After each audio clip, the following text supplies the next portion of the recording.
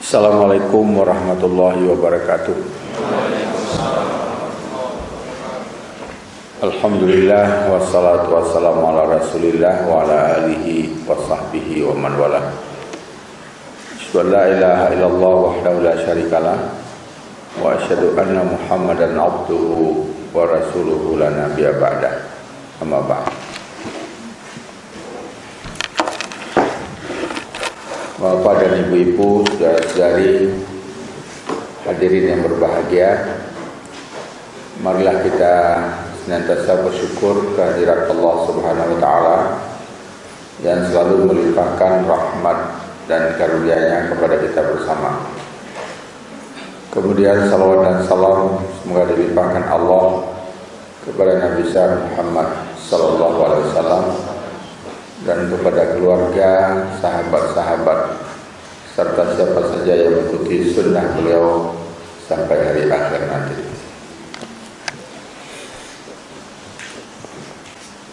Ini pertama kali saya mengisi pengajian Ahad pagi di ruangan yang cantik ini dan dingin.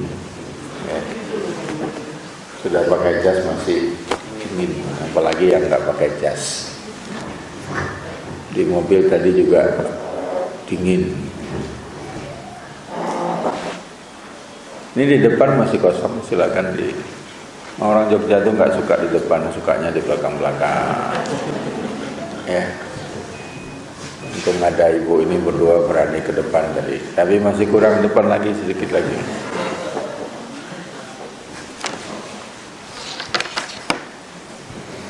Saya hari-hari ini ingin tidak ada di sini membahas kembali ya, karena Al-Quran itu selalu kita bahas kembali. Nah, sudah selesai diulang lagi. Surat Al-Maidah ayat 55 ya.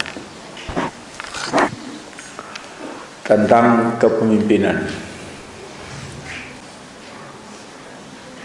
A'udzu billahi minasyaitonir rajim. Innama waliyukumullahu wa rasuluhu walladzina amanu alladzina yuqimuna shalah wa yu'tuna zakah wa hum raki'un.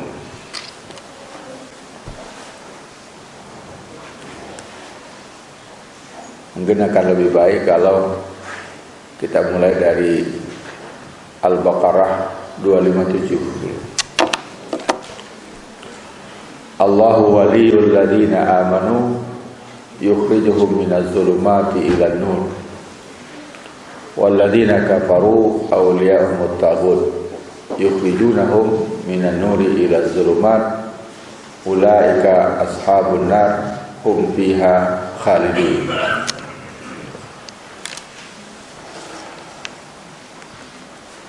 Dalam surat Al-Baqarah 257 Allah menegaskan bahwa Allah adalah pemimpin orang-orang yang beriman. Wali di situ artinya pemimpin. Allahu waliyul ladzina amanu. Allah adalah pemimpin orang-orang yang beriman. Yukhrijuhum, Allah membawa mereka keluar minaz zulumati ilan nur, dari bermacam-macam kegelapan menuju satu cahaya. Kegelapan apa? Satu, kegelapan kemusyrikan. Dua, kekufuran. Tiga, kemunafikan. Empat, kefasikan.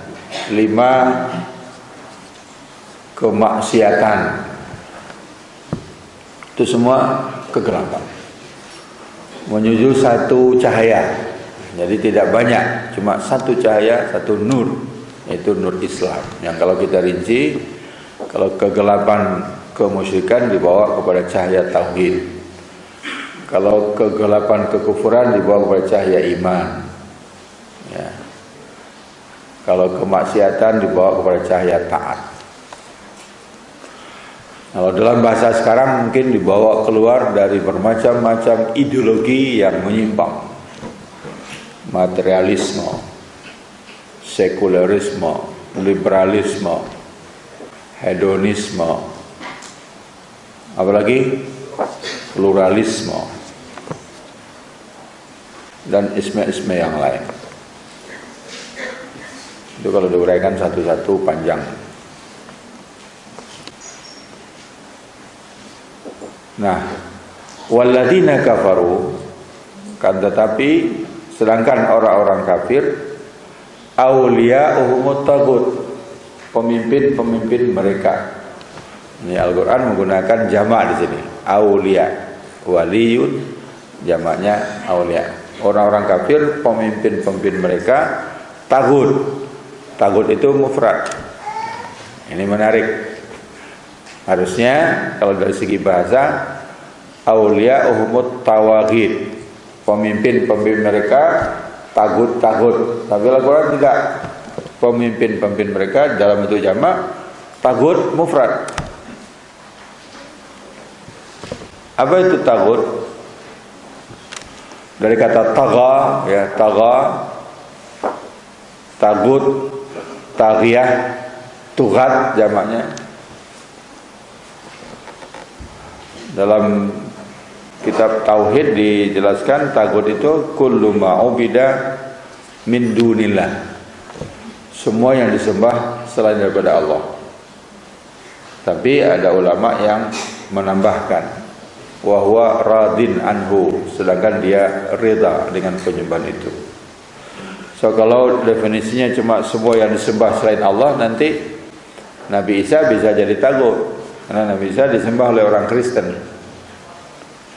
Tapi Nabi Isa bukan tagut karena Nabi Isa tidak suka disembah. Nanti malaikat jadi tagut karena ada juga agama yang nyembah malaikat, padahal malaikat tidak suka disembah. Jadi kalau ada orang yang menyembah kiainya dan kiainya senang disembah, maka kiai menjadi takut. Jadi kalau ada yang nyembah-nyembah Anda, ditolak, jangan. Maksud saya mengkultuskan gitu ya, mengkultuskan. Nyembah itu adalah mengkultuskan, mengagungkan demikian rupa.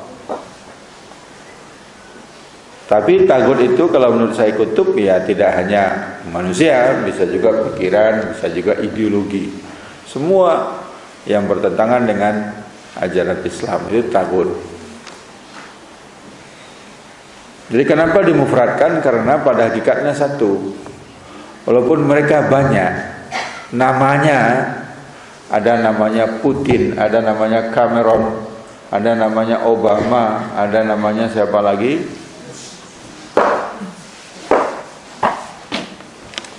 Yang sedang berkuasa lah, yang sudah pensiun tidak usah disebut. Walaupun sudah pensiun ya. Nah itu semua namanya berbeda, tapi pada hakikatnya satu. Jadi orang kafir itu satu sama lain kalau berhadapan dengan Islam bersatu. Syaitan kompak. Ba'duhum awliya'u ba'din. Syaitan itu satu sama lain saling menolong, saling memimpin. Tidak ada perpecahan syaitan, enggak ada. Enggak ada hadis mengatakan syaitan akan terpecah menjadi 72 golongan, enggak ada. Yang ada itu umat Islam terpecah menjadi 72. Kalau syaitan enggak, mereka kompak, tolong menolong. Dan sabar juga setan itu. Setan itu sabar. Menggoda orang tidak cuma sekali goda langsung berhasil, enggak, dia ulang lagi, gagal diulang lagi, gagal diulang lagi. Lebih sabar daripada ustaz gitu. Ustaz dah 2 kali disampaikan enggak mau juga marah dia. Sudahlah, tak usah undang saya lagi. Nah, kalau setan enggak, 10 kali enggak berhasil dia datang lagi yang ke-11. Enggak bisa dari depan, dia dari belakang. Enggak bisa dari kiri, dia dari kanan. Kalau enggak bisa semua juga dari atas. Atau dari bawah ada juga ya. Nah, apa tugas pemimpin-pemimpin tagut ini mengcounter kepemimpinan Allah. Yukhrijunahum minan nuri ila zulumat. Kalau Allah tadi yukhrijuhum minaz zulumati ila nur, kalau ini yukhrijunahum minan nuri ila zulumat. Jadi yang beriman diusahakan kembali kufur, yang sudah taat diusahakan kembali maksiat, yang sudah baik diusahakan kembali jahat, yang sudah bangun pagi-pagi untuk pengajian diusahakan kembali tidur. Ini yang sudah selamat dari godaan setan ini, alhamdulillah. Yang enggak selamat tidur lagi dia. Yukhrijunahum minan nuri ila dhulumat. Ulaika ashabun nari hum fiha khalidun. Mereka itu adalah penduduk atau penghuni neraka. Mereka kekal di dalam neraka buat selama-lamanya.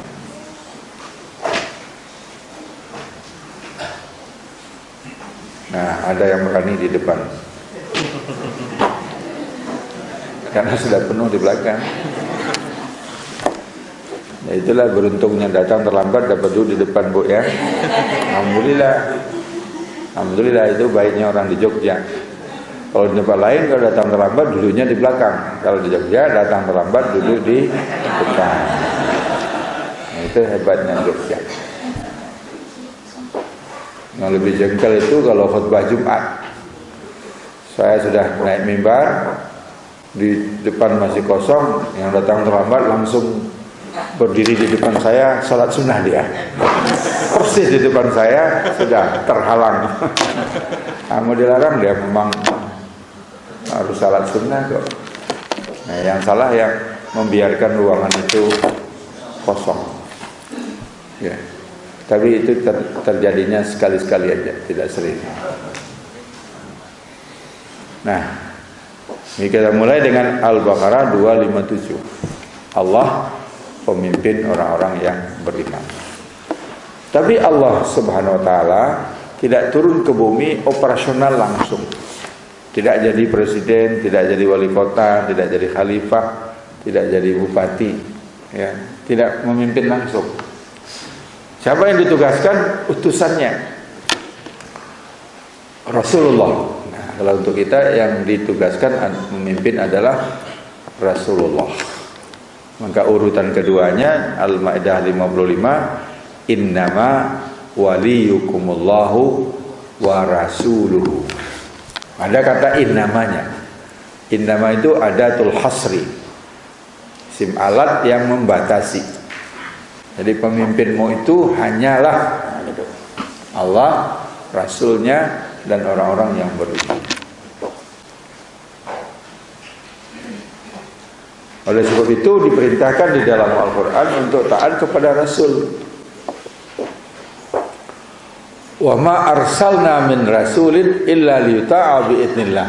Kami tidak utus seorang Rasul pun kecuali untuk dipatuhi dengan izin Allah.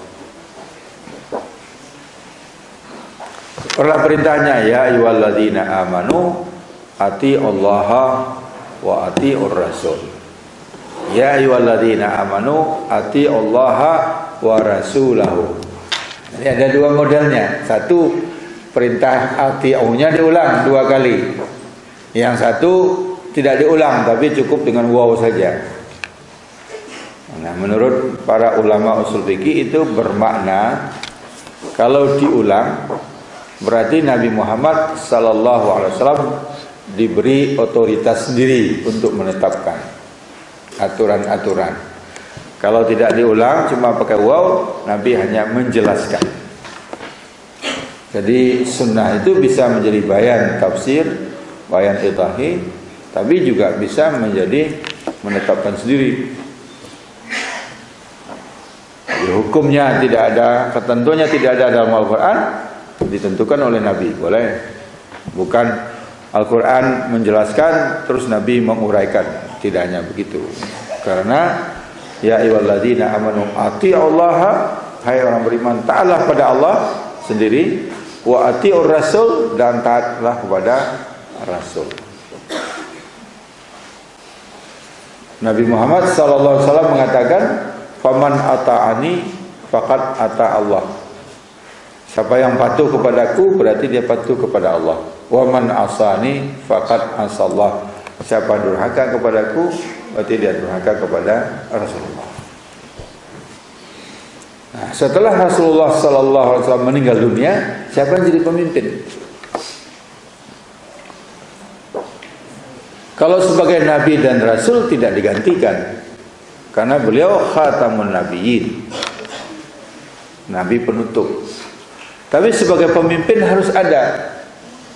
Siapa? Menurut ayat tadi, walladzina amanu, dan orang-orang yang beriman. Innama waliyukumullahu wa rasuluhu walladzina amanu. Nah, kalau kita tulis ini di atas, innama waliyukumullahu wa rasuluhu walladzina amanu. Di bawah kita tulis lagi, ya ayyuhalladzina amanu atiiullaha, satu jalan, wa rasulahu, satu jalan, wa ulil amri minkum. Nah, ulil amrinya ditarik ke atas, yaitu siapa ulil amri kita? Alladzina amanu, orang-orang yang beriman. Nah, ada minkum, bukan asal ulil amri, tapi minkum. Orang sekarang mengutipnya ulil amri saja. Oh, dia ulil amri itu, Ahok itu ulil amri. Ya, tunggu dulu. Untunglah di DIY nggak ada Ahok. Ada Ahok ramai di Jakarta. Saya bilang Ahok itu kayak orang Cina ya gitu. Ngomong Cina Pak. Oh iya Cina. Tapi yang dipersoalkan orang bukan Cinanya.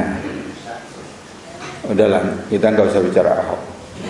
Biarlah Indonesia Lawyer Club aja yang bicara. Jadi ati Allah, tarik ke atas, innama waliyukumullah wa atiur rasul wa rasuluhu wa ulil amri minkum walladzina amanu. Nah, kalau begitu, sepeninggal Rasulullah sallallahu alaihi wasallam, kepemimpinan umat diserahkan kepada umat. Alladzina amanu kan jamak, orang-orang beriman, atau dalam bahasa lain umat. Ummah. Al-ummah al-islamiyah, serahkan kepada umat. Nah, nanti umat yang memilih, bermusyawarahlah milih siapa di antara umat ini yang akan menggantikan Nabi sebagai wali, sebagai pemimpin. Kalau dalam sejarahnya kita lihat, karena memang Nabi tidak pakai perencanaan mau meninggal, ya, kan nggak direncanakan kapan. Nah, akhirnya memang waktu itu ada accident, ya, ada accident karena tidak dipersiapkan. Nabi tidak pernah memesankan, mewasiatkan, dan tidak pernah menunjuk. Tidak ada wasiat. Ya, siapa yang akan menggantikan Nabi? Nggak ada wasiat. Kalau orang-orang Syiah mengatakan ada, yaitu Ali. Lalu dicarilah peristiwa-peristiwa yang akan mendukung itu. Tetapi menurut Al-Quran enggak. Alladzina amanu. Wah, ini bagaimana minumnya nih sebesar ini? Dikasih gelas lah. Ini kalau panitianya laki-laki begini. Kalau ibu-ibu enggak mungkin kasih begini ya. Kalau ibu-ibu dikasih gelas, kasih tutup, gitu. Enggak gampang diminum. Kalau laki-laki dikasih borongan begini. Ini sampai selesai tidak akan diminum itu. Nah, jadi kita kembali kepada ayat tadi. Nabi Muhammad SAW tidak menunjuk siapapun yang menggantikan. Waktu itu datanglah orang melapor kepada Abu Bakar, kepada Umar. Di sana, di rumahnya atau di balai pertemuan keluarga Sa'ad, Saqifah Bani Sa'ad, orang sedang berkumpul. Siapa yang berkumpul? Orang-orang Ansar. Ingin mengangkat Sa'ad bin Ubadah menjadi khalifah, menggantikan Nabi. Khalifah itu artinya yang gantikan. Lalu Abu Bakar, Umar tambah dengan Abu Ubaidah bin Jarrah pergi sana. Waktu itu Nabi belum dikuburkan. Ternyata memang betul. Ya, Sa'ad bin Ubadah sedang mempromosikan dirinya untuk bisa diangkat menjadi khalifah. Itu namanya accident, ya. Nggak ada panitianya, spontan begitu. Lalu terjadilah dialog. Nah, kata Sa'ad, kami kaum Ansar telah banyak berjasa menerima Rasulullah dan kaum Muhajirin dan membantunya. Jadi wajarlah kalau dari kalangan kami yang menjadi khalifah.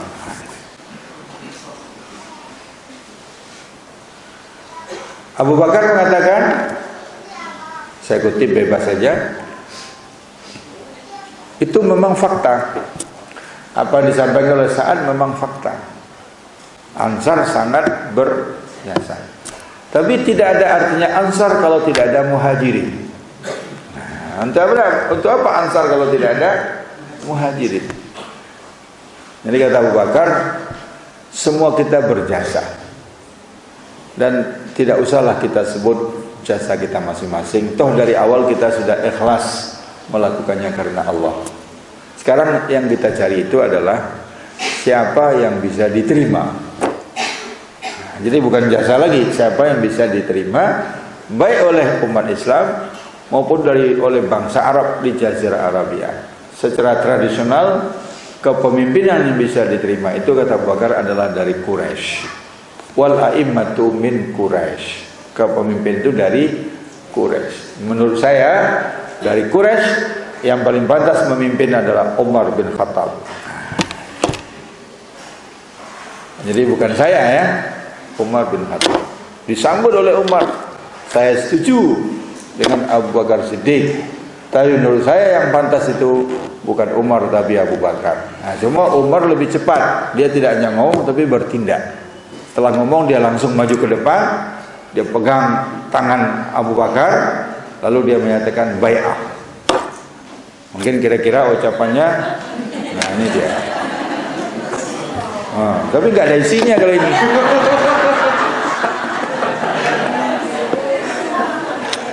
Dikasih gelas tapi nggak ada isinya. Biar dibantu oleh Erik. Tawa ibu-ibu lihat. Ya, calon menantu tuh, Bu.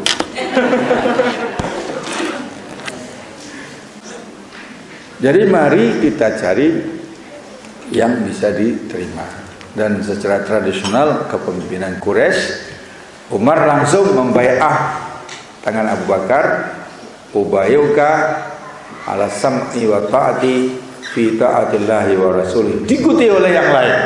Nah, terpanalah Sa'ad bin Ubadah. Tadinya mau dukung saya, sekarang kok beralih ke Abu Bakar. Nah, setelah itu dibawa Abu Bakar ke masjid, naik mimbar, diberitahukan, kemudian orang-orang yang hadir semua membai'ah Abu Bakar Siddiq. Beberapa hari termasuk Ali bin Abi Thalib ikut membai'ahnya. Jadi terpilihlah Abu Bakar Siddiq by accident, nggak pakai panitia, nggak ada KPU-nya. Dan yang tidak ada di Madinah tidak ikut milih, yang milih cuma yang ada di Madinah, yang di Mekah, yang di Yaman, yang di mana nggak ikut. Nah, Abu Bakar khawatir kalau nanti dia meninggal tidak menunjuk penggantinya, nanti bisa konflik beneran. Ini kan hampir saja. Lalu beliau mengumumkan, kalau saya meninggal dunia, yang akan menggantikan saya adalah Umar bin Khattab. Apakah kalian semua setuju? Kalau setuju, kita tetapkan beliau sebagai waliul ahli, putra mahkota. Kalau tidak setuju, saya cari yang lain. Ternyata semua setuju. 2 tahun Abu Bakar memerintah, meninggal dunia, digantikan oleh Umar bin Khattab. Lain lagi metodenya. Nah, Umar bin Khattab memerintah selama 10 tahun. Ya. Dan Umar telah membentuk sebuah tim, bukan formatur, agak berbeda. Karena kalau formatur yang memilih, kalau ini enggak, tim itu calon ada 5 atau 5 apa 6 orang ya. Jadi ada dimasuk di tim itu ada Utsman bin Affan, ada Ali bin Abi Thalib, ada Talha bin Ubaidillah, ada Abdurrahman bin Auf, ada Sa'id, 5 orang. Nah 5 orang ini kata Umar menjadi panitia yang memilih khalifah sepeninggal saya, dan 5 orang ini menjadi calon sekaligus. Jadi tidak cari yang lain. Nah, kan beda dengan KPU ya. Kalau KPU panitia saja, ini calon juga dan panitia juga. Kalau semuanya maju boleh, tapi kalau semuanya mundur nggak boleh. Nah, kalau semua mundur siapa yang mimpin? Nah, kalau berbeda pendapat voting. Kalau voting 5 berarti 3-2. Kalau yang 2 sudah kalah masih menolak, bunuh saja yang menolak. Nah, kan cari gara-gara itu, sudah kalah masih menolak. Waktu itu belum ada Mahkamah Konstitusi. Bunuh saja kata Umar. Kalau 4 maju, 1 mengundurkan diri, nah yang 1 inilah yang menentukan. Nah, itu unik. Kalau 4 maju, 1 mundur, 1 inilah yang menentukan. Nah ternyata yang tidak bersedia itu cuma 1 orang, yaitu Abdurrahman bin Auf. Maka Abdurrahman lah yang kemudian memilihnya. Dia lakukan dulu polling, mendengarkan pendapat masyarakat. Dari polling itu diketahuilah calon kuatnya 2, yaitu Utsman dan Ali bin Abi Thalib. Maka dipanggillah satu-satu, fit and proper test. Nah, satu aja tanya, Utsman, jika engkau aku pilih, bagaimana cara engkau memerintah? Kata Utsman, saya ikut cara Rasulullah. Setelah itu saya ikut cara Abu Bakar. Setelah itu saya ikut cara Umar. Setelah itu baru cara saya. Ini aliran konservatif. Panggil Ali. Ali, kalau engkau aku tunjuk, bagaimana cara engkau memerintah? Kata Ali, aku ikut cara Rasulullah. Setelah itu caraku sendiri. Nah, karena Abu Bakar sahabat, Umar sahabat, aku juga sahabat, kami satu level. Nah, ini namanya aliran progresif.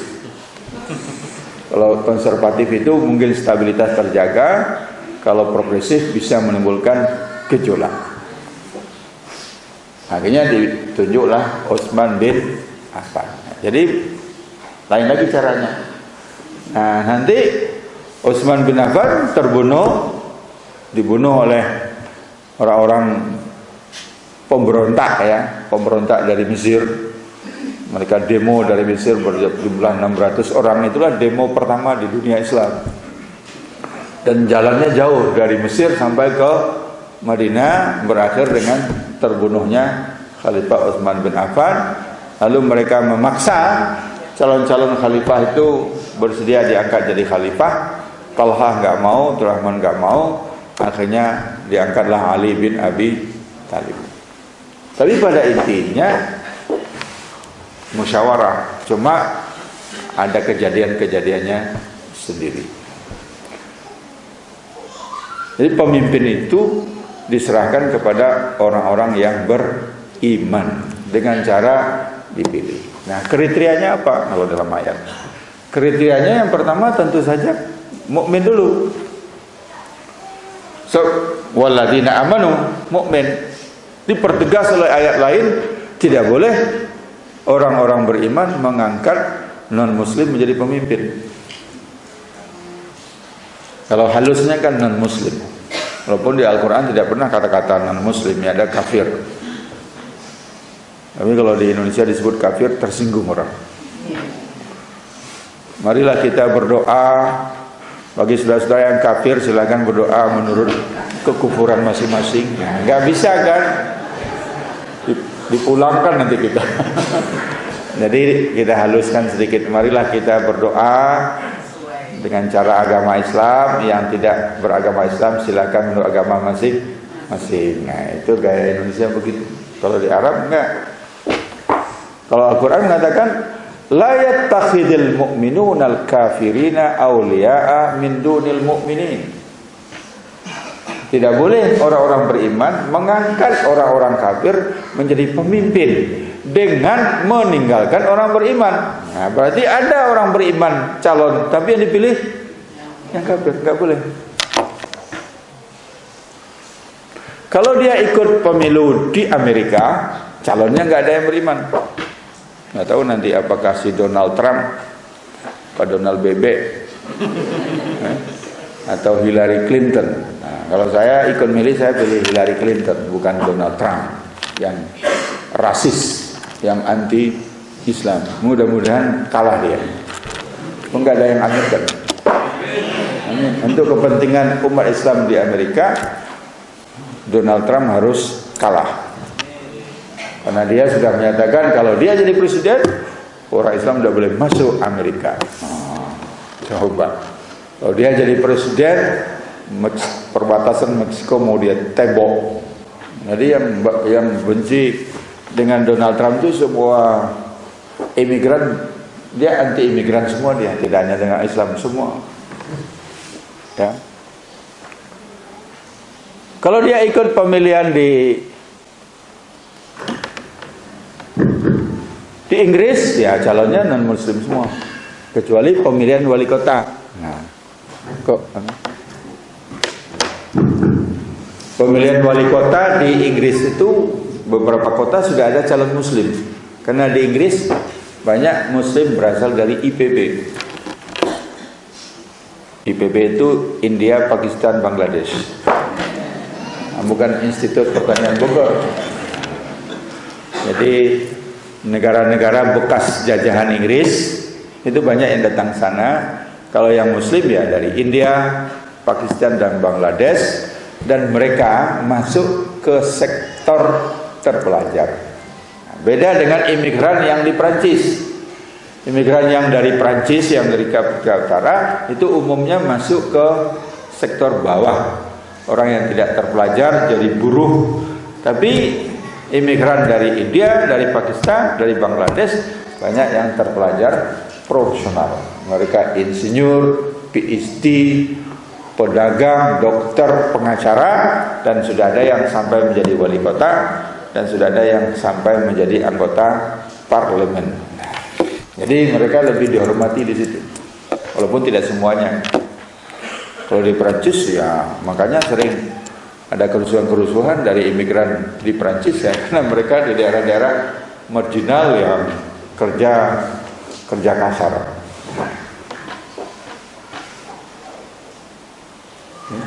Tapi kalau pemilihannya ada di Indonesia, nah pasti ada calon Muslim. Kadang-kadang Muslim semua, ya alhamdulillah tinggal pilih. Tapi ada yang Muslim dan ada yang non Muslim. Nah, bagi orang Islam, pedoman Al-Quran mengatakan la yattakhidul mu'minuna al-kafirina awliya'a min dunil mu'minin. Enggak boleh ditinggalkan. Itu sudah terjadi di Kalimantan Barat, sudah terjadi dulu. Kalimantan Tengah sudah terjadi. Mana? Ya sekarang sudah terjadi. Sudah terjadi berarti dulu. Ya, sudah terjadi di wilayah yang Muslimnya mayoritas, tapi calon pemimpin Muslimnya kalah karena calonnya banyak. Pemilihan kepala desa aja juga bisa begitu. Calon Muslimnya 6, non Muslim 1, ya menang non Muslim. Nah. Jadi kita berbicara perspektif Al-Quran. Kalau berbicara perspektif konstitusi, undang-undang, semua sama, nggak dibedakan. Agama apapun, suku bangsa apapun, semua berhak. Silakan kita mengakui itu. Umat Islam tidak melarang non Muslim tidak boleh maju, nggak begitu, tidak pernah ada begitu, karena itu melanggar undang-undang. Tapi kita hanya mengatakan sebagai Muslim jangan milih yang non Muslim, itu hak. Jangan dikatakan itu intoleran, itu hak. Orang milih berdasarkan partai aja bisa kok. Ya. Nah. Yang pertama syaratnya mukmin. Nah, yang kedua dalam ayat itu tidak hanya sekedar mukmin, ada syarat kedua, yaitu mendirikan salat. Alladzina yuqimunas shalah, yaitu orang-orang yang mendirikan salat. Jadi calon pemimpin itu harus dipastikan orang yang salat. Nah, pernah nggak selama ini kita menilainya? Pemilihan kepala desa, pemilihan camat, bupati, camat nggak dipilih ya, camat ditunjuk. Pemilihan bupati, wali kota, gubernur, pernahkah kita mempertimbangkan dia sholat apa tidak? Kalau Al-Quran mengatakan alladzina yuqimunas shalah. Jadi kalau ada nanti yang jadi anggota DPR lalu melakukan fit and proper test kepada calon gubernur Bank Indonesia, calon ketua KPK, calon ketua ini, ketua itu, maka tidak hanya agama, ditanya juga tentang salat. Pertanyaannya nggak usah berat-berat. Saudara Muslim, ya, saudara mengerjakan salat, ya, coba baca doa iftitah. Itu saja.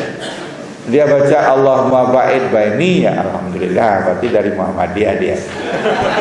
Kalau dia baca wajah tu wajah, nggak apa-apa, berarti dia dari mazhab yang lain. Oh, mungkin ada yang nggak hafal, ya, oke lah. Mungkin dia langsung Al-Fatihah aja. Nah, coba baca Al-Fatihah. Kalau Al-Fatihah nggak bisa juga, ya sudah coret namanya. Nggak mungkin dia sholat kalau Al-Fatihah tidak hafal. Tapi kalau lancar, ya kita tanya yang lebih baik lagi. Apakah saudara suka bepergian naik pesawat? Iya. Bagaimana cara sholat di atas pesawat? Nah, apakah saudara berwudu atau tayamum? Kalau dia nggak bisa jawab, berarti nggak pernah sholat dia.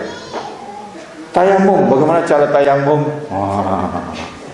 Apa? Dengar-dengar dia tayamum itu pakai debu gitu ya. Lalu dia wudu, semua anggota tubuhnya pakai debu. Itu berarti dia nggak lulus. Bagaimana kita bisa percaya menyerahkan urusan kita kepada seorang muslim yang tidak sholat? Nggak mungkin. Itu minimal.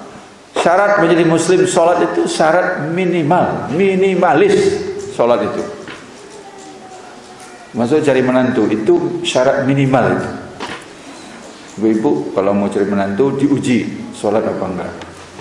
Ujinya jangan salat zuhur atau salat asar, salat subuh, kepagian, salat isya lah. Suruh dia jadi imam. Ya. Kalau dia biasa sholat nggak masalah jadi imam. Dia baca Qul a'udzu birabbil falaq dan Qul a'udzu birabbin nas juga selesai. Nah, kalau sholat masih ada lanjutan berikutnya, wa yu'tuna zakah, membayar zakat. Apa artinya membayar zakat? Ada 3 artinya. 1, bersih hati. 2, bersih harta. 3, pro rakyat kecil. Bersih hati karena zakat itu membersihkan hati. Orang yang membayar zakat dibersihkan hatinya dari penyakit hati yang berhubungan dengan harta. Apa penyakit hati yang berhubungan dengan harta? Tamak, loba, serakah. Ketamakan itulah yang mendorong dia untuk korupsi nanti. Yang kedua, bersih hartanya. Maka calon pemimpin harus dinilai hartanya, selama ini dia dapat harta dari mana. Nah, yang ketiga, pro rakyat kecil, karena zakat diberikan kepada asnaf yang 8. Nomor 1 fukara, nomor 2 masakin. Jadi carilah pemimpin yang pro rakyat kecil. Jangan cari pemimpin yang tajam ke bawah, tumpul ke atas. Kalau menggusur rakyat kecil di Kalijodo, kali mana lagi? Pasar ikan, luar Batang, wah hebat sekali. Tapi kalau sudah berhadapan dengan pengembang-pengembang besar, sudah tumpul. Jadi tajam ke bawah, tumpul ke atas. Kalau dengan rakyat-rakyat kecil, hebat sekali. Kau perlu kerahkan TNI untuk menggusurnya. Yang kemarin diprotes oleh Ketua MPR. Jangan sekali-sekali bawa TNI untuk urusan ini. TNI itu untuk bela negara, bukan untuk menggusur-gusur rakyat kecil di pasar itu. Jadi kalau pemimpinnya pro pengembang, pro orang-orang kaya, pro konglomerat, ya dibuatlah aturan yang menguntungkan mereka. Nah, ini yang sekarang dipersoalkan tentang reklamasi. Reklamasi itu hanya menguntungkan 10 orang saja, 10 keluarga. Padahal nanti akibatnya itu, kalau kata Menteri Susi Puji Astuti, ya, 22 juta warga DKI itu kalau ingin melihat laut itu harus nyewa apartemen dulu, harus sewa hotel dulu. Kalau enggak akan bisa melihat laut, karena laut di Jakarta Utara sudah ditutupi oleh apartemen-apartemen, hotel-hotel mewah. Lalu yang membelanya bandingkan dengan Dubai. Dubai negerinya kecil, dia reklamasi, dan yang mereklamasi pemerintah mereka sendiri. Nah, itu terlepas daripada urusan korupsi atau tidaknya ya, tapi ini masalah siapa yang diuntungkan dengan kebijakan itu. Maka wayutuna zakah, pilihlah pemimpin yang bersih hatinya, tidak akan korupsi, bersih hartanya, dan pro rakyat kecil. Kalau ini terpenuhi, tinggal satu syarat lagi, wahum rakiun. Cari yang lebih baik, itu yang selalu dalam keadaan ruku. Apa itu ruku? Mesti simbolis ini, nggak mungkin orang ruku terus. Yaitu tunduk dan taat kepada Allah Subhanahu wa ta'ala. Siapa yang paling islami, yang paling kafah Islamnya. Ini syarat kepribadian yang tidak boleh ditawar-tawar. Nah, kalau ini terpenuhi, silahkan syarat-syarat yang lain. Mau cari pemimpin yang tegas, yang disiplin, yang apa terserah. Tapi syarat yang utama ini tidak boleh ditinggalkan. Itu kalau kita memilih pemimpin menurut surat Al-Maidah ayat 55. Saya kira demikian. Terima kasih. Assalamualaikum warahmatullahi wabarakatuh. Waalaikumsalam warahmatullahi wabarakatuh. Sekarang sesi tanya jawab. Ini kita kajiannya seputar kepemimpinan dan kriteria dasar pemimpin tadi sudah dijelaskan dari iman, sholat, zakat, kemudian taat tunduk patuh kepada Allah dan Rasulnya. Ada yang tidak bertanya, silakan. Ibu, dipersilakan namanya Ibu. Assalamualaikum warahmatullahi wabarakatuh. Seperti yang saya hormati, masalah saya sudah sampaikan beberapa kali, tapi sarankan untuk bertanya kepada Ustaz langsung. Yang pertama Ustaz, Gunung Kidul ini konon akan menjadi target dispensasi lagi. Karena paus ternyata akan dirancang misalkan ke Gunung Kidul. Itu yang pertama. Yang kedua, teman kita yang kemarin tidak janji itu sekarang sudah bertanggal lagi, karena suara dia ada semirikan.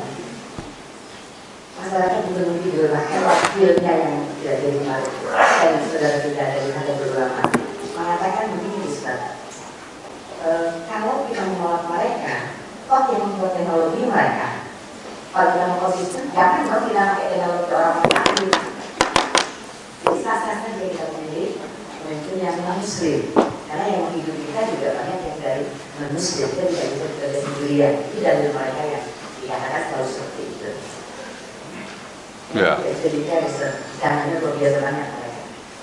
Nah, sementara kita yang orang muslim tadi terus cara memimpin diri dengan biasanya memang nggak kaya sudah secara materi, maka kita tidak bisa memberikan banyak harta karena warga Bangkut 50.000 per orang tarikan sekian ribu manusia uang dari mana itu sekarang tidak mungkin. Nah, ini yang pertama. Terus yang ketiga adalah sebagai pemimpin kan biasanya sering diadakan di kabupaten itu Natal bersama. Nah, saya pernah tidak mendatangi sekali, tanyakan kemana itu kok tidak ada. Ya. Bagaimana sikap kita mendatangi karena memang wajib ya, pasca kewajiban, kalau tidak wajib seperti kamu. Sikap kita bagaimana? Pada waktu kita harus bersama dengan mereka, dan kita dengarkan untuk menjadi, tapi bedanya ada apa? Terima kasih. Assalamualaikum warahmatullahi wabarakatuh. Ya. Satu lagi. Ya, silakan. Assalamualaikum warahmatullahi wabarakatuh. Maaf, nama saya Tomianto dari Bogor. Ini yang baru beredar pada Sabtu pukul 21.28 WIB kemarin terkait dengan tokoh Indonesia yang mengatakan mending pemimpin non muslim tapi jujur daripada muslim tapi dolim. Ini mohon untuk bisa memberikan komennya Bapak Prof. Yunanis Haji. Terima kasih. Assalamualaikum warahmatullahi wabarakatuh. Baik, makasih. Jadi kalau argumennya bahwa non muslim itu menguasai teknologi, ya kita jawab, kita tidak berbicara persoalan teknologi, kita berbicara persoalan teologi. Ini urusan teologi, keyakinan. Ya. Saya katakan sekalipun non muslim itu 100 kali lebih baik dari calon muslim sekalipun, tapi ayat ini mau dikemanakan? Apa kita tinggalkan begitu saja? Ini kan persoalan teologi. Walaupun sebenarnya muslim yang menguasai teknologi sangat banyak. Bisa 7 kali sangat.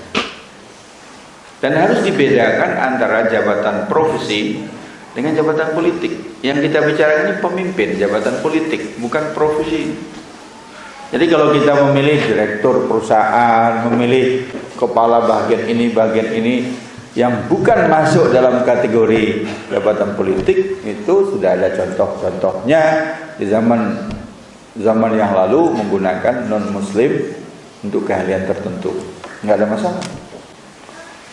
Kalau memang dia ahli teknik elektro dan kita memerlukan seorang profesional, itu kaum profesional nggak ada larangan.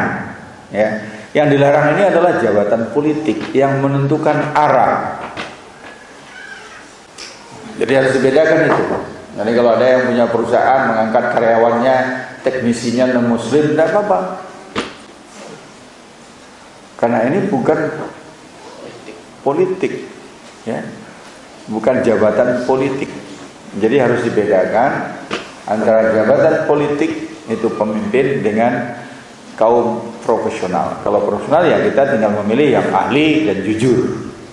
Ya, ahli dan jujur. Apalagi kalau urusannya cuma urusan teknologi. Emangnya wali kota itu harus seorang teknisi kan? Enggak. Dia tentukan arahnya. Kalau perlu ahli teknologi, dia sewalah ahli teknologi, dia angkatlah ahli-ahli dalam bidang-bidang yang tertentu. Ya. Nah, itu. Terus kalau kita diundang Natalan nggak hadir, ditanya kenapa tidak hadir, ya jujur saja. Kita ini kan suka basa-basi, suka sembunyi-sembunyi, nggak jelas. Jujur saja, saya tidak hadir Natal karena saya muslim. Selesai kan? Saya muslim. Dalam keyakinan saya, seorang muslim tidak boleh menghadiri upacara agama lain. Apakah dengan demikian kita dituduh tidak toleran? Mari kita diskusikan apa yang dimaksud dengan toleran. Sebagai kepala daerah dan wakil kepala daerah. Nah, Ibu nanya tadi nggak bilang sebagai kepala daerah. Ibu nggak bilang sebagai kepala daerah. Saya kira ibu sendiri. Kalau urusan orang lain nggak usah ditanyakan, urusan ibu aja. Ibu kepala daerah nggak? Wakilnya. Nah, kalau wakilnya, ya kita bisa wakilkan lagi. Nah, ini normatifnya ya. Kalau kemudian ada kebijakan-kebijakan tertentu, itu tanggung jawab sendiri. Jadi saya kalau ditanya orang, kalau diminta fatwa, saya nggak mau memberi fatwa khusus. Jadi kayak misalkan Pak R ditanya, Pak R, di kampung saya, kalau saya tidak hadir tahlilan, saya akan dikucilkan. Kan gitu, saya akan dikucilkan. Jadi bagaimana? Bisa nggak saya ikut tahlilan supaya saya tidak dikucilkan, supaya saya bisa diterima berdakwah di situ? Apa jawaban Pak R? Lakukan sendiri, jangan pakai tanya-tanya. Saudara lakukan sendiri, saudara tanggung jawab sendiri. Kalau tanya saya jawab, berlaku untuk Muhammadiyah seluruh Indonesia. Makanya Pak R nggak mau. Kalau Anda merasa itu ijtihad Anda untuk menghadiri tahlilan dan itu menurut Anda lebih baik, lebih maslahah, lakukan sendiri. Kalau disalahin, tanggung jawab sendiri. Saya bisa memahami sebagai kepala daerah posisinya sulit, ya. Jangankan urusan Natalan ya, urusan Idul Fitri aja kadang-kadang sulit juga. Contohnya waktu Gamawan Fauzi jadi gubernur Sumatera Barat, jelas dia keluarga Muhammadiyah, bapaknya Muhammadiyah, ibunya Aisyah. Waktu itu antara pemerintah dengan Muhammadiyah beda. Nah sekarang dia bagaimana? Dia sebagai gubernur nih, pemerintah yang mengeluarkan pengumuman Menteri Agama, masa dia nggak patuh? Lalu dia beristihad, dia katakan Gamawan Fauzi salat ikut Muhammadiyah, tapi gubernur Sumatera Barat ikut pemerintah besok. Orang bingung juga ya, ini emangnya dua orang. Jadi dia bilang sebagai Gamawan Fauzi, ya. Sebagai Gamawan Fauzi, dia sholat ikut Muhammadiyah. Datang dia. Kalau ditanya orang, Pak Gubernur, jangan, ini bukan gubernur, ini Gamawan Fauzi, tanggung jawab pribadi. Nah besok sebagai gubernur dia datang juga. Datang dia. Nah ini gubernur ini. Tapi setelah dia tunggu-tunggu nggak ada jamaah, jadi besoknya nggak ada datang. Saya tunggu-tunggu nggak ada jamaah, karena di Padang tuh umumnya kan ada Muhammadiyah ya. Nggak ada yang datang, tetapi dia tidak bisa disalahkan karena dia sudah siapkan fasilitas sesuai dengan pengumuman. Nah, jadi kalau sebagai kepala daerah, wakil kepala daerah terpaksa harus Natalan, terpaksa dia nyatakan sebagai kepala daerah, bukan pribadi. Kalau pribadi saya nggak datang nih. Sebagai kepala daerah kan begitu, sebagai presiden, sebagai menteri. Kalau masih mungkin diwakilkan ya diwakilkan saja. Kalau masih mungkin diwakilkan saja. Untunglah saya bukan kepala daerah, jadi nggak ada masalah. Tidak mengerti lah, ya. Posisi kepala daerah, karena nanti kalau dia tidak hadir, dituduh dia diskriminatif. Tidak hanya intoleran, tapi dituduh diskriminatif. Tapi jangan kebablasan juga, Jadi sekarang ini definisi toleransi itu suka kebablasan. Waktu rombongan Majelis Ulama Indonesia ketemu Bapak Presiden Jokowi, saya sampaikan, ya, mumpung ada waktu, saya bilang, Pak Presiden, kita itu ingin Indonesia itu aman, tentram, damai, sejuk, ya. Kita ingin toleransi, ya. Semua kita sepakat. Tapi hati-hati, toleransi harus dibedakan dengan sinkretisme. Ya. Harus dibedakan mana yang toleransi dan mana yang sinkretisme. Contoh, acara yang Bapak Presiden hadiri kemarin di NTT, di rumah dinas gubernur, acara lagu gereja diiringi dengan azan, itu sinkretisme, itu bukan toleransi. Maksud kita baik, toleransi, tapi hasilnya nanti justru sebaliknya. Saya berharap ditanggapi, tapi beliau ketawa-ketawa aja. Saya nggak tahu ketawanya artinya apa gitu ya. Nah, justru yang ditanggapi omongan saya yang kedua, urusan Saudi dengan Iran, itu ditanggapi panjang lebar. Tapi urusan ini mungkin beliau paham, karena bukan dia yang mengerjakan. Nah, beliau kan tamu juga di situ. Jadi yang mengerjakan ya panitia punya setempat. Nanti saya khawatir kalau toleransi begitu nanti jadi kacau nanti. Justru sebaliknya nanti. Saya pernah hadir diundang oleh mahasiswa S2 dari satu daerah, buka puasa bersama. Saya ngisi pengajian. Lalu sebelum pengajian saya diberitahu, Ustaz, ini ada 2 orang non muslim hadir. Saya bilang nggak apa-apa, silakan. Walaupun dia nggak puasa, dia hadir, dia ikut makan dengan kita, nggak apa-apa. Tapi kehadiran dia berdua jangan pula menyebabkan ceramah saya harus disesuaikan. Ini acara kita, acara buka puasa, bukan acara bersama. Dipersilahkan dia hadir, sudah toleransi. Jangan pula mintanya lebih dari itu. Saya bilang begitu. Enggak Ustaz, silahkan Ustaz mau ceramah apa saja. Nah pas berbuka, pembawa acaranya mengatakan, marilah kita buka puasa dengan membaca doa menurut agama kita masing-masing. Enggak selera lagi saya makan waktu itu. Ini bukan toleransi lagi, ini kebodohan, bukan toleransi lagi. Mana ada doa buka puasa bagi orang Kristen? Mereka nggak puasa kok. Kecuali kalau acaranya untuk semua agama, ini acara Islam. Ya. Nah itu yang saya maksud. Kadang-kadang kita itu berlebihan, terlalu baik. Begitu baiknya sampai salat pun kadang-kadang ditinggal juga demi toleransi. Itu Bu ya. Yang itu tadi. Itu sudah usang itu Pak. Facebook itu bukan tadi malam, itu sudah lama, sudah berbulan-bulan yang lalu itu. Saya sudah jawab itu. Saya bilang kita jawab saja. Daripada memilih pemimpin non muslim yang zalim, yang korup, lebih baik kita pilih pemimpin muslim yang jujur, yang baik. Kenapa nih? Repot amat. Tinggal dibalik saja logikanya.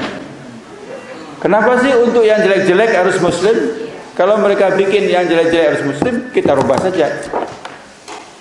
Kenapa?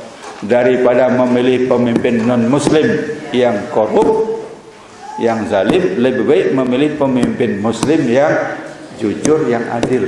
Nah, seimbang kan? Seimbang. Jadi itu kalau menurut pendekatan ilmiah, sebuah pertanyaan yang enggak ilmiah. Membanding itu jangan membanding, itu sudah tendensius. Pertanyaan begitu pertanyaan yang tendensius. Kenapa enggak sekalian saja daripada memilih pemimpin tamat SD, lebih baik memilih pemimpin yang doktor, begitu aja sekalian. Kan itu logika yang terlalu apa ya? Terlalu rendah gitu. Terlalu rendah membandingkan. Nah, di WA, di Facebook sudah dijawab itu. Bahkan ada yang lebih semangat lagi mendaftar koruptor-koruptor yang non muslim itu, ada yang punya daftarnya itu. Ya. Jumlahnya juga sekalian dia tahu itu. Nih, si ini. Ada lagi yang mengatakan bahwa kalau Cina tidak ada yang korupsi, didaftar lagi. Maling-maling uang negara dari etnis Cina, daftar lagi. Pokoknya kalau WA sudahlah ramai itu. Ya, jadi sekarang itu persoalannya adalah persoalan pertandingan di media sosial. Kita itu masih kalah. Orang punya tim yang solid, yang lengkap. Sebab di Indonesia sekarang pemilihan, baik pemilu kada, pemilihan sampai pemilihan presiden, orang bertarung di media sosial, bertarung di televisi. Jadi tidak kayak dulu lagi, enggak efektif lagi kampanye kumpulkan di lapangan, pidato-pidato, enggak gitu lagi sekarang. Yang lebih efektif adalah televisi. Nah, sayangnya biayanya mahal. Dan yang punya televisi siapa? Akhirnya sekarang yang akan menang itu yang punya uang banyak, menguasai media, ada tim. Jadi misalnya begini cara kerjanya. Kita tidak nuduh siapa saja ya. Ini cara kerja media. Mula-mula dibuat dulu survei. Disewa lembaga survei, dibuat survei abal-abalan. Survei abal-abalan dulu. Diumumkan bahwa anunya tinggi. Popularitasnya tinggi. Tingkat keterpilihannya tinggi. Padahal itu cuma abal-abalan saja. Nah, lalu setelah itu disewa lagi pengamat. Nah, ada juga pengamat sewaan, disewa pengamat, ditampilkan di televisi. Pengamat mengulasnya, diulas. Akhirnya media disewa lagi, memberitakan secara besar-besaran, terbentuklah opini si A inilah calon kuat. Setelah itu baru disewa lembaga survei beneran untuk melakukan survei yang benar. Nah, setelah disurvei yang benar, ternyata dia sudah menjadi yang paling tinggi. Nah, itu modelnya. Jadi dimulai dari abal-abalan, lalu dikelola demikian rupa, menyewa pengamat, menyewa televisi, media disebarluaskan. Nah, setelah itu baru disurvei benar-benaran naik beneran. Naik beneran. Nah, sementara kita cuma di khutbah Jumat, itu pun juga cuma disindir-sindir saja, atau di pengajian, di kutub. Jadi ceramahnya di kalangan orang-orang yang sudah jadi pengikutnya. Itu apa? Di tempat yang sama semuanya datang ke sana. Nah, gitu. Jadi rebutan lahan yang sama, rebutan lahan yang sama. Sementara lahan yang kosong tidak didatangi. Jadi memang ini persoalan, ya. Yang penting bagi kita itu adalah kalau saya memahami dari Al-Quran tidak pernah menyuruh kita sukses. Yang disuruh itu adalah niat yang benar, proses yang benar.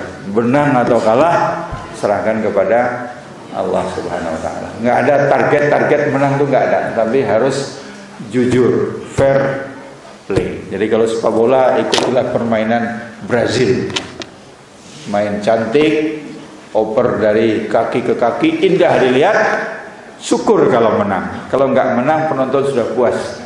Beda dengan Jerman, main hantam saja, bulldozer, walaupun menang. Coba orang main sepak bola menang tapi kaki lawan patah 3, kartu merah keluar 3. Kan lebih baik dicatat sejarah, walaupun klub itu kalah tapi permainannya cantik, orangnya sportif. Itu sejarah akan dicatat. Tidak akan lama akan dicatat oleh sejarah. Gitu ya.